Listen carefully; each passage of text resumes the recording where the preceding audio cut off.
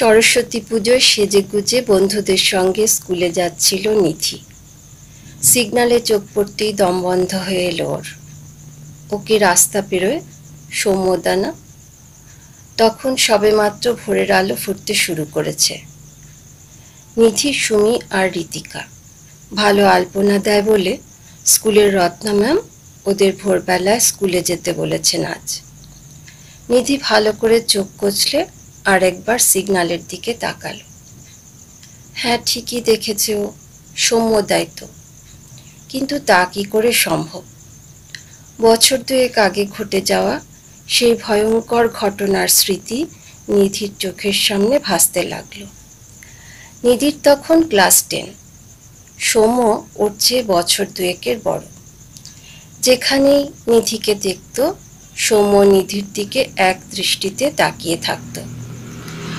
প্রথম অস্বস্তি লাগলেও পরে ব্যাপারটা গা সওয়া হয়ে গিয়েছিল নিধির। কিন্তু গোল বাঁধল সরস্বতী পুজোর দিন। আজকাল সরস্বতী পুজোটা যেন বাঙালির ভ্যালেন্টাইন্স ডে। ওই দিনটা মেয়েদের স্কুলের গেটের সামনে কত ছেলে অপেক্ষা করে মেয়েদের প্রপোজ করার জন্য। তো সেই সরস্বতী পুজোর দিনে সৌম্য স্কুলের গেটের সামনে নিধিকে একটা গোলাপ দিয়ে বলল, তোকে আমার খুব ভালো লাগে নিধি। নিধি প্রথমে একটু হকচকিয়ে গেলেও একটু পরে ব্যাপারটা বেশ ভালো লাগছিল ওর। তুই এখানে কি করছিস? হঠাৎ একটা শক্ত হাত এসে সৌম্যর জামার কলার ধরে হ্যাচকা টান দিল। নিধি দেখতেই পায়নি কখন রিকি এসে ওখানে দাঁড়িয়েছে।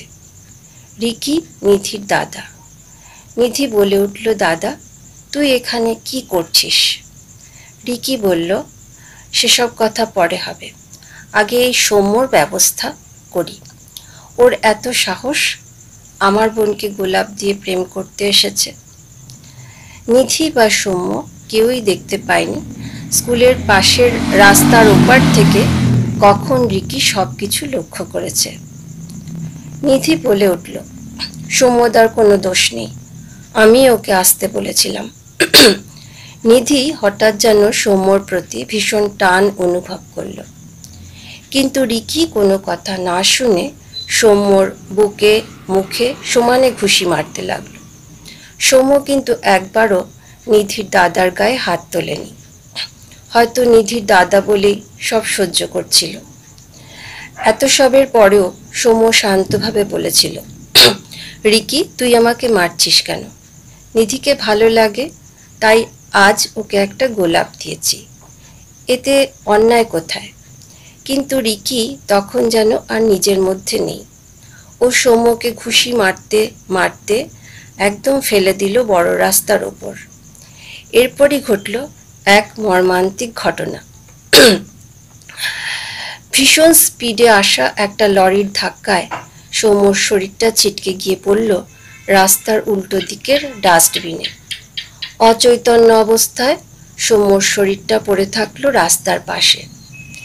নিধির চিৎকার শুনে কয়েকজন ক্লাবের ছেলে সৌম্যকে হাসপাতালে ভর্তি করলো। লরির ধাক্কায় সৌম্য বেঁচে গেলেও ওর মুখটা একেবারে থেতলে গিয়েছিল।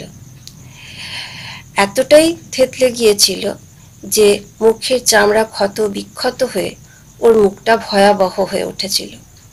কিন্তু সৌম্য কখনো কাউকে বলেনি যে এই অ্যাক্সিডেন্টের জন্য দায়ী কে। এর কদিন পরেই সৌম্যকে নিয়ে ওর মা বাবা কোথায় যেন চলে যায়। নিধির সঙ্গে ওর সৌম্যদার আর দেখা হয়নি। পরে লোকমুখে নিধি শুনেছিল ওই অ্যাক্সিডেন্টে সৌম্যদার কিডনিতেও আঘাত লেগেছিল। কয়েক মাস আগে সেই কারণেই সৌম্যদা মারা যায়।